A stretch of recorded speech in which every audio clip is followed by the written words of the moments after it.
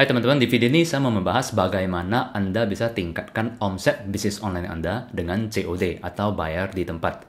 Nah, ada bisnis yang merasa setelah menggunakan COD, omset mereka itu naik 2-3 kali lipat dibandingkan tanpa COD. Tapi ada juga yang setelah menggunakan COD malah merasa rugi, oke? Terjadi banyak kerugian. Karena apa? Karena masalah-masalah yang terjadi di COD ini. Nah, jadi di video ini saya ingin membahas apa kelebihan dan kekurangan dari COD. Nah, kemudian emang bisa kita menerapkan COD. Padahal kan kita tahu ada banyak kasus gagal bayar dan sebagainya. Nah, dari pengalaman kami yang menerapkan COD, itu tingkat gagal bayar hanya 5%. Sedangkan omset yang diterima dari COD itu 80%. Nah, artinya COD itu bekerja dengan baik bagi kami gitu. Nah, nanti saya akan sharing cara kami melakukannya seperti apa. Dan juga solusi COD yang akan kita bahas itu adalah bagaimana meminimalisir gagal bayar. Dan nanti saya akan kasih sharing satu solusi di mana itu ada gratis biaya retur. Nah, buat teman-teman yang mungkin belum begitu fasih dengan COD, saya akan menjelaskan secara cepat dan singkat apa itu COD. Nah, COD itu artinya cash on delivery atau pembeli bayar ketika dia menerima barangnya. Jadi dulunya itu COD sebenarnya adalah ketika customer misalnya memesan nih sama penjualnya. Nah, dia nggak langsung transfer nih. Dia bilang, yuk kita ketemuan di satu tempat gitu kan. Nah, mereka ketemu, penjualnya langsung liatin barangnya. Nih barangnya gitu. Oke nggak? Udah oke, pembeli approve, langsung bayar di tempat. Nah, itulah artinya cash on delivery. Nah, sekarang ini kan banyak orang yang jualan online. Nah, kita coba lihat. Dalam kasus tanpa COD, oke, simple ya. Dimana ketika ada orderan masuk ke toko online kita, oke, kan katakanlah produk kita itu 150.000. Oke, ongkirnya 35.000. Berarti customer langsung transfer ke kita 185.000 kan? Nah, kita terima uangnya, kemudian kita packing barangnya dan kirim melalui ekspedisi. Dan kita bayar ke ekspedisi biaya kirimnya sebesar 35.000. Oke, dan customer kemudian menerima produknya. Jadi ini adalah cara pengiriman tanpa COD. Nah, kalau dengan COD seperti apa? Ketika kita menerima orderan di toko online kita, itu customer tidak bayar, dia hanya memesan. Nah, kita terima pesanan itu, kemudian kita packing barangnya. Nah, kita kirim lewat ekspedisi dengan fasilitas COD. Nah, kemudian kurir dari ekspedisi ini membawakan barang tersebut ke customernya. Setelah customer menerima barang, barulah membayar cash ke kurirnya. Dan berarti ekspedisi ini kan menerima uangnya dulu ya. Baru nanti kemudian ekspedisi ini mencairkan uangnya ke kita. Nah, pencairan uang itu biasanya ada yang seminggu sekali, ada yang seminggu 2 atau 3 kali, tergantung masing-masing ekspedisi. Nah, itulah sebabnya salah satu problem yang dirasakan oleh bisnis online ketika menerapkan COD adalah masalah cash flow-nya, aliran kas-nya. Kenapa? Karena uang itu tidak langsung mereka terima. Ya kan pencarian dana itu kadang harus menunggu seminggu. Jadi kita udah packing barang, udah kirim, biaya semua udah kita keluarin, tapi cash-nya hanya bisa kita terima seminggu kemudian. Nah, sehingga beberapa bisnis juga memilih untuk, udah deh aku nggak mau aktifkan COD deh, aku hanya mau menerima orderan yang transferan langsung gitu. Jadi ini bebas ya, nggak ada benar dan salah. Jadi tergantung Anda mau terapkan atau enggak. Jadi hopefully di video ini saya bisa membahasnya dan teman-teman nanti bisa menilai sendiri deh, COD cocok nggak buat bisnis aku. Nah, jadi ketika kita menerapkan sistem COD seperti ini, apa yang kita bayar ke ekspedisi yaitu biaya kirim ya. Oke, tentu kita bayar biaya kirim dong.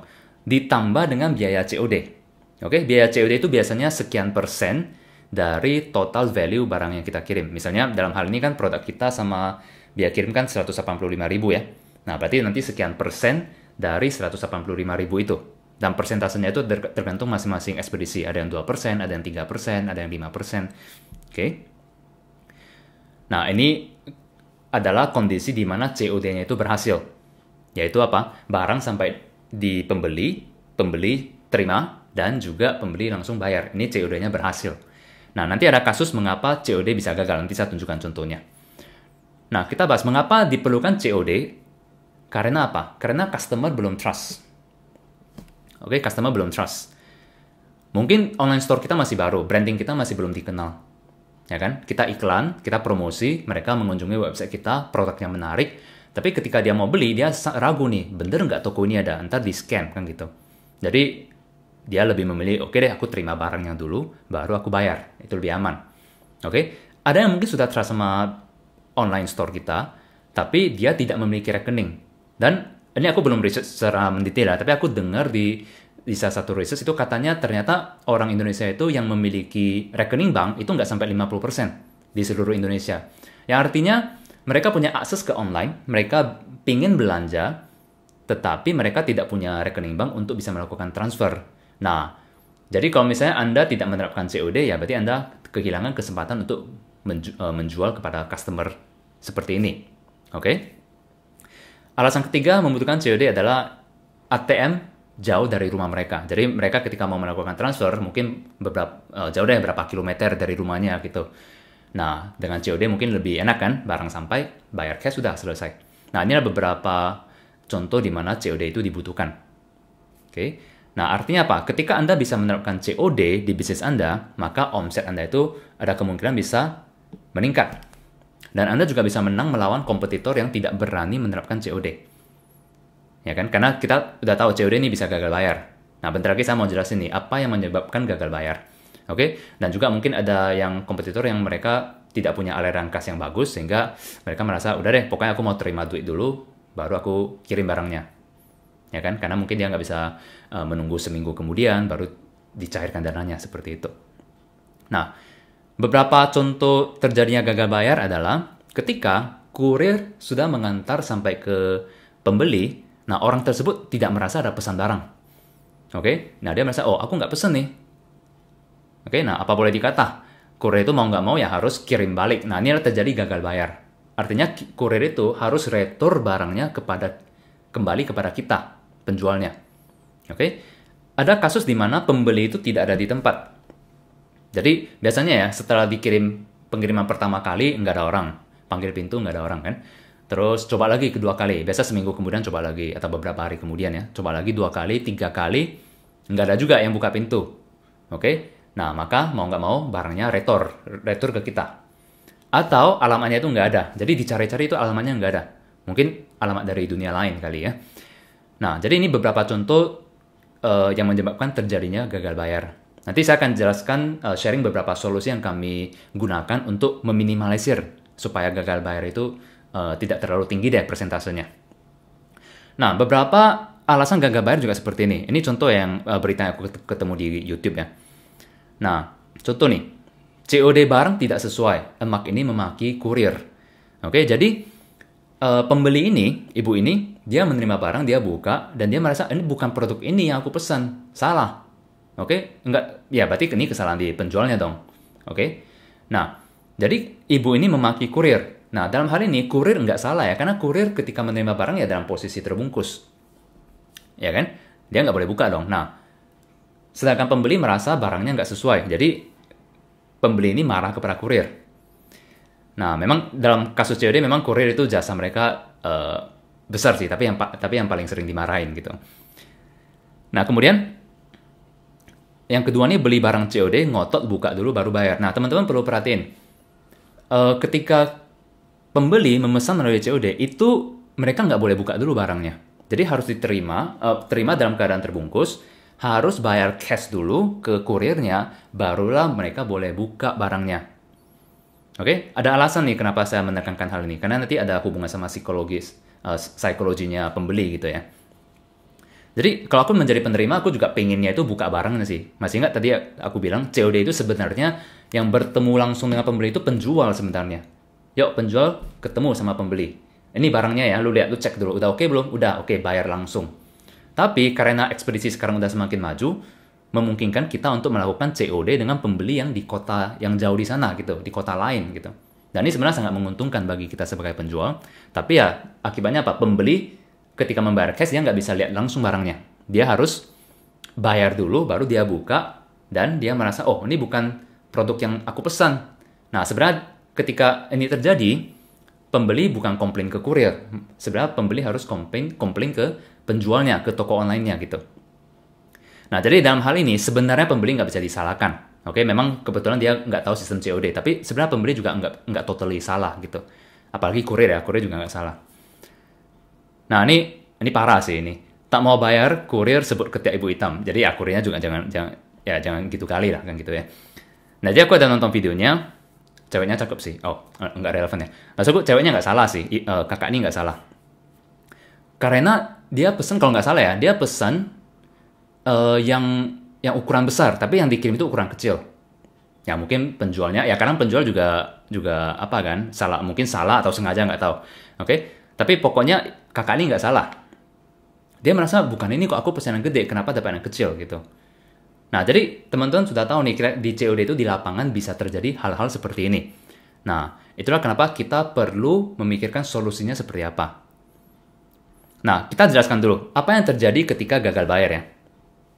Nah, orderan masuk, kita kirim lewat COD, ya kan, ke ekspedisi. Ekspedisi mengantarkan barang, nah, gagal bayar nih, customer-nya nggak ada. Oke, apapun alasannya, pokoknya gagal deh. Customer-nya, kurir ini nggak menerima cash-nya. Jadi nggak ada cash-nya.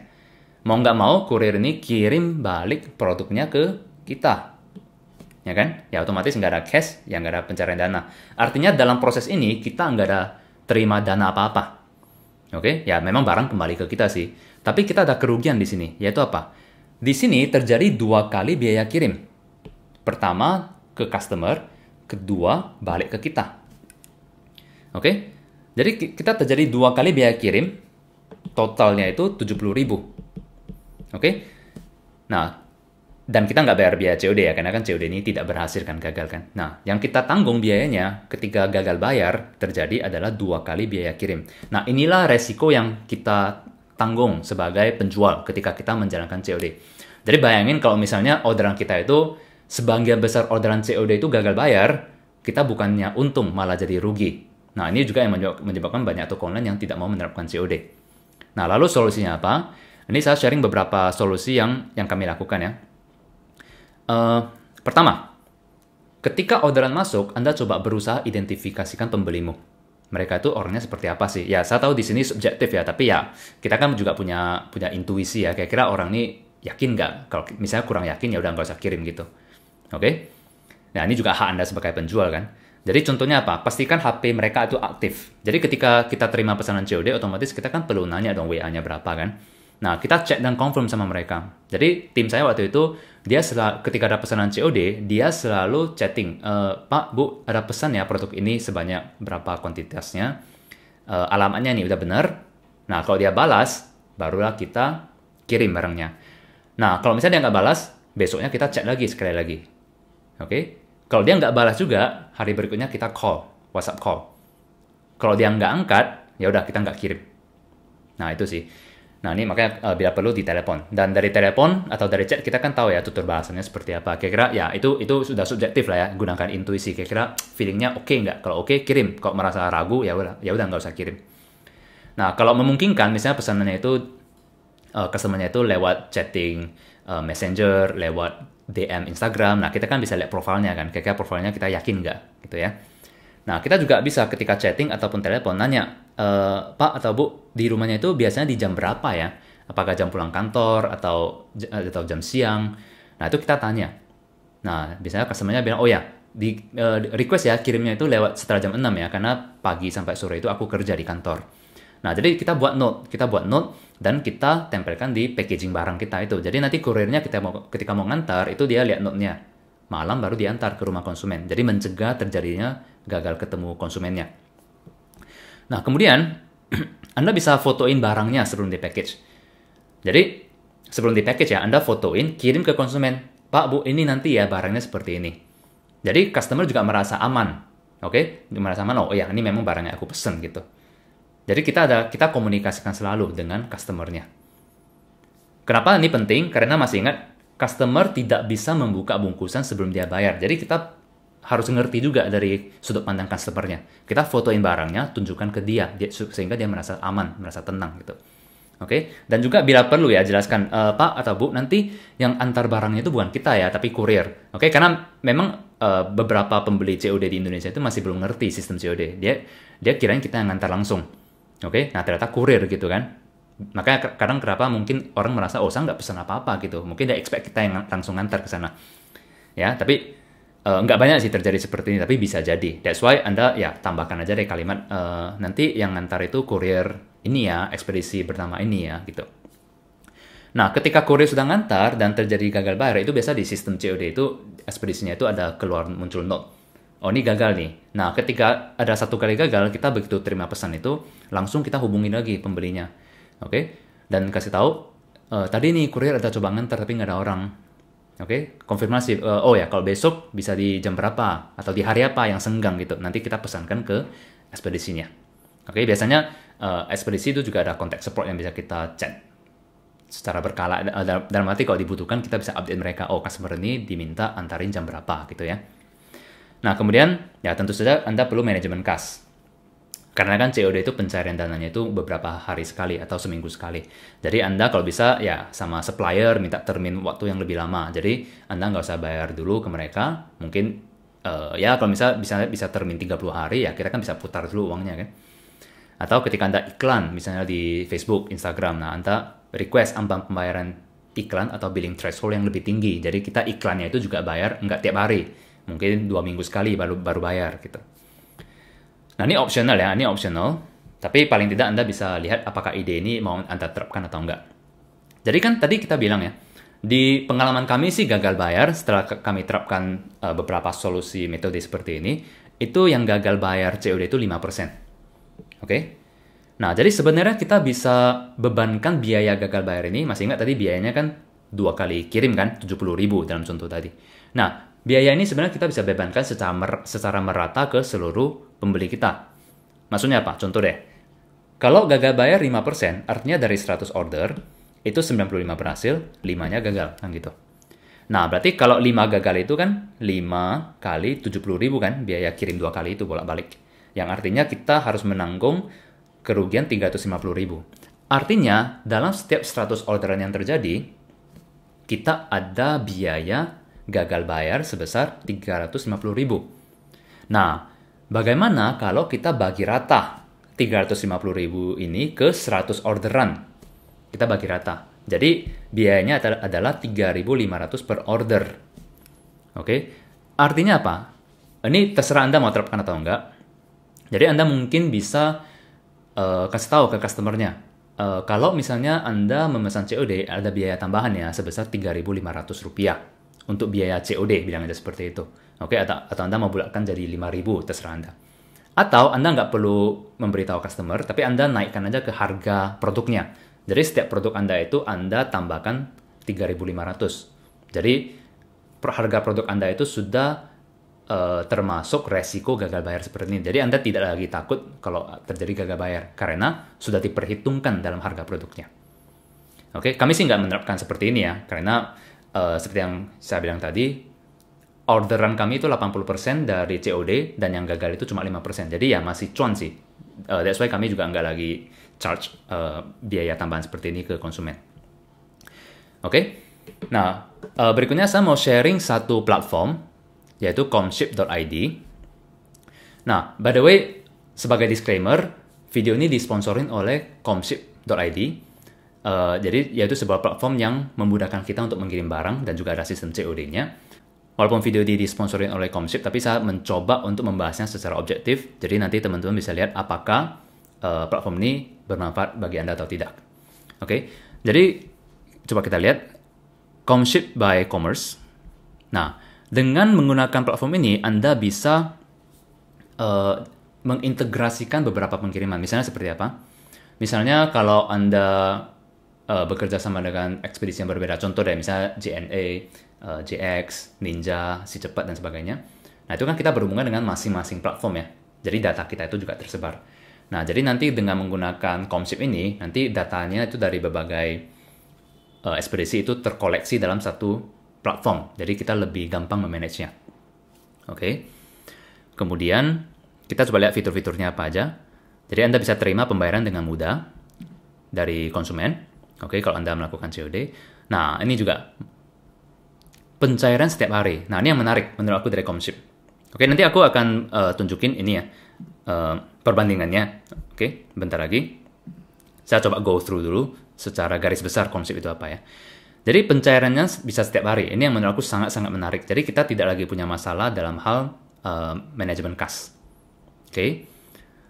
Dan juga Anda tidak perlu takut dengan minimum order. Oke, Anda bisa menikmati semua fasilitas ini tanpa minimum order. Tanpa minimum orderan ya. Kemudian lebih hemat, dapat ongkos kirim, cashback ongkos kirim mulai dari 25%. Jadi, kalau tadi di contoh kita ongkos kirimnya kan 35.000 ya. Nah, jadi kalau Anda menggunakan platform ini, Anda akan mendapatkan cashback 25% dari 35.000 itu. Biaya COD termurah, 2,8%. Nanti coba kita bandingkan dengan platform lain. Gratis biaya retur. Nah, dan juga artinya apa? Artinya kalau COD kita gagal, kita tidak akan di-charge biaya returnya. Kita hanya membayar biaya sekali kirim, 35.000. Kita tidak lagi di-charge 35.000. Oke? Jadi total gagal bayar kita, biaya kita adalah 35.000 saja. Nah, syarat dan ketentuan berlaku. Jadi aku nanya ke Komship-nya, ini maksudnya apa? Jadi biaya retur gratis ini berlaku untuk Jawa dan Bali. Jadi kalau misalnya orderan Anda itu dari Jawa dan Bali, itu Anda akan mendapatkan gratis biaya retur. Nah, tapi kalau di luar dari Jawa dan Bali, Anda akan dikenakan 50%. Nanti saya simpulkan dalam tabel ini nanti ya. Dan juga gratis jemput paket. Anda cukup tunggu di rumah, ekspedisi akan datang ke lokasimu tanpa minimum order. Oke. Jadi sekarang ini Komship sudah bekerja sama dengan JNE dalam waktu dekat akhir Maret ini ya, Maret 2022 akan bekerja sama dengan Si Cepat dan dalam waktu dekat akan bekerja sama dengan ID Express. Ya, kedepannya itu akan bertambah lagi ekspedisi-ekspedisi lainnya. Oke, Anda bisa baca sendiri ya di komship.id detailnya. Saya coba masuk ke tabel ini ya. Nah, jadi saya coba bandingkan kelebihan Komship dibandingkan dengan kalau Anda langsung menggunakan ekspedisi. Oke. Nah, pencarian dana. Tadi kita tahu kalau di ekspedisi lain itu masing-masing ekspedisi beda-beda ya. Ada yang seminggu sekali, ada yang seminggu 2 kali, seminggu 3 kali. Nah, kalau di Komship itu pencairan dananya itu pencairan dana COD itu setiap hari. Jadi Anda tidak usah lagi khawatir tentang manajemen kas. Oke, nah datanya itu kalau Komship itu terkoleksi seperti yang aku bilang tadi. Kalau misalnya kita gunakan berbagai ekspedisi yang berbeda, data kita kan tersebar ya.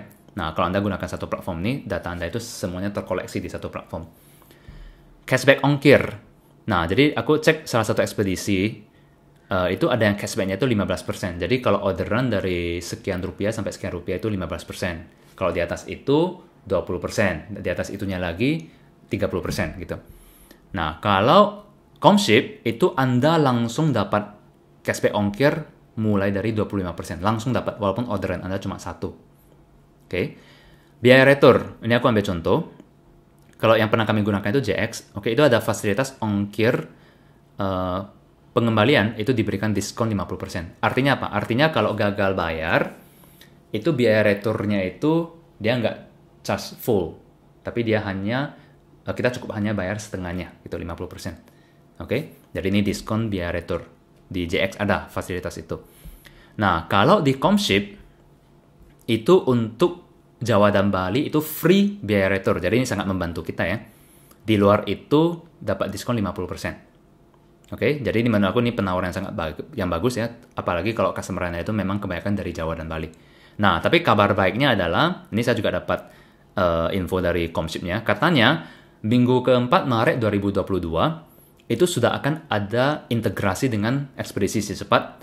Nah, maka Anda akan menerima fasilitas free biaya retur 100% untuk seluruh Indonesia. Oke? Jadi kesimpulannya, kalau Anda gunakan Komship, Anda akan mendapatkan free biaya retur kalau misalnya terjadi gagal bayar. Oke? Biaya COD, kalau platform lain yang pernah kami gunakan itu ada yang 2%, ada yang 3%. Jadi kalau nggak salah ini tergantung sama kita meminta pencairan dana berapa kali. Kalau nggak salah ya, kalau seminggu 2 kali, maka biaya COD-nya itu 2%. Kalau misalnya pencairannya itu seminggu 3 kali, berarti kan kita lebih sering terima dananya, maka biaya COD-nya lebih mahal, 3%. Oke, kalau Komship itu 2,8%. Oke, walaupun ada yang ekspedisi lain bisa 2%. Tapi menurut aku ya fair enough ya, cukup fair. Kenapa? Karena di Komship ini dia memberikan kita pencairan setiap hari. Jadi kalau aku sih rela sih bayar lebih 0,8%, tapi mendapatkan dana arus kas yang lancar setiap hari. Oke, CRM. Oke, CRM itu artinya data customer. Nah, kalau di ekspedisi yang kita pakai itu tidak ada data customer ya, seperti ini. Oke, ada data-data seperti ini, misalnya produk terlaris. Oke, kemudian customer. Nah, data customer. Customer ini udah order berapa banyak. Oke, dia order di hari apa, tanggal berapa aja, top admin order. Nah, kalau di ekspedisi yang pernah kita gunakan, itu di platformnya nggak ada. Tapi di platform Comship ada data-data seperti ini, yang menurut aku sangat membantu kita ya dalam menganalisa customer kita. Dan juga integrasi ekspedisi sekarang itu masih JNE, tapi akhir bulan Maret 2022 akan ada si cepat, dan AliExpress juga segera menyusul. Oke, jadi inilah review mengenai Comship. Kalau misalnya Anda tertarik dengan comship.id, Anda bisa langsung ke websitenya, oke, dan langsung kontak ke mereka. Oke, jadi sekian pembahasan tentang COD. Jadi kesimpulannya adalah COD ini dari pengalaman kami bukan cukup, sangat membantu. Oke, 80% orderan dari COD dan hanya 5% gagal bayar. Dan saya juga tadi udah sharing solusi-solusi yang kami gunakan. Mudah-mudahan Anda juga bisa terapkan ke bisnis Anda. Oke, semoga bermanfaat. Kalau Anda suka video ini, silakan like dan subscribe. Thank you.